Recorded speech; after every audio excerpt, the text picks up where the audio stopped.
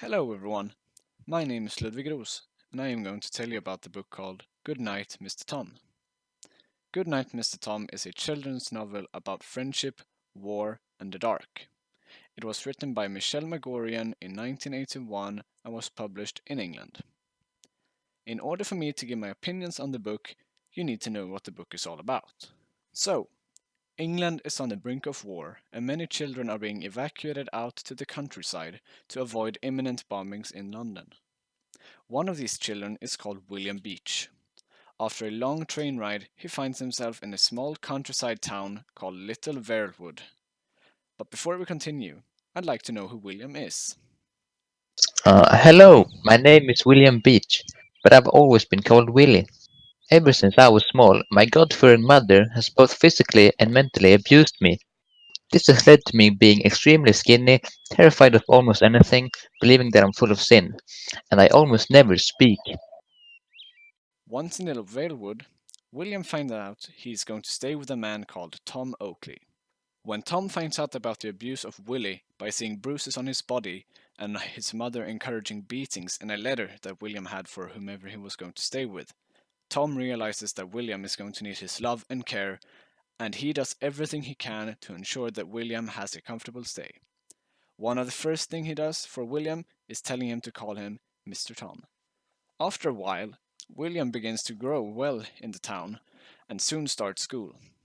At the school, he meets caring teachers and develops a close group of friends, the sisters Carrie and Ginny, George Flesher, and most importantly, Zacharias Wrench, Zach for short. Zach is another evacuee from London, and although their personalities are very different, Zach and William become best friends after only a few days. It is largely thanks to Zach, but also Mr. Tom, that William dares to open up and be more normal. William is very embarrassed over the fact that he can't read nor write. Thanks to Mr. Tom, it doesn't take long before William is able to keep up with his friends. He also realizes that he's got a talent for drawing and acting. Although William is happy with the life he's gotten in Little Valewood, World War II is in full swing and has become an ugly reality for the village. William's heart sinks one day when he receives a letter that says his mother is ill and that he has to return to London. When William returns to London, he finds out that his mother has given birth to a baby sister. She claims that it is a gift from Jesus. We get to find out that the mother already has started abusing the baby by putting tape over the baby's mouth because William's mother didn't want her to make a noise while she was out. William's mother questions him about his day, and when she isn't satisfied with his answers, she locks William and the baby in a closet and leaves London.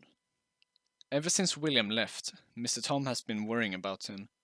One night, he awakens with a feeling that William is in trouble and needs his help.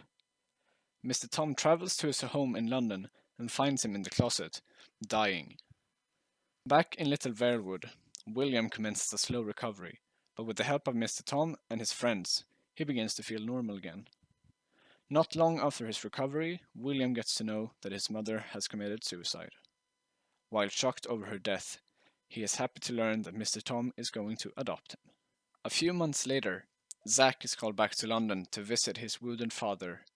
A few weeks go by without a word of Zack, until news arrive saying that Zack died in a bombing. William is overcome with grief, but with time and support, he understands that Zack will live forever in him. He realizes that he has much to live for, and he is thankful for his life with Mr. Tom. I'm not half a person anymore. I'm a whole one. I can live without Zack even though I still miss him. No one can take the memories away, and I can talk to him whenever I want. That was a quick summary of this book, but what did I actually think about it? Well, Goodnight, Mr. Tom is a book that I sometimes think about even though it's been some time since I actually read it. I find this book to be extremely interesting due to the fact that it is so normal. There is no hero who is going to save the world, the country, or even the town. There is no huge and evil villain who is out to make everyone suffer, and there is no event that fixes everything and makes everyone happy again. No, this is a book about the deeds and actions of the ordinary people to help one another. There is no superhero that is out there to help everyone. Only Mr. Tom and his self-given task to help William in his time of need. The villain is William's mother, who believes she is doing the right things in the eyes of her God, and the book is all about overcoming our fears and sorrow, and that it takes time. Tom himself always says, "Takes your time, everything in its own time." I do not like to rate books, as I find it wrong to put books on a spectre from good to bad. However, I do not recommend every book that I read, but this book is one that I highly recommend you to read. And with that said, I say thank you for listening, and I hope to see you later.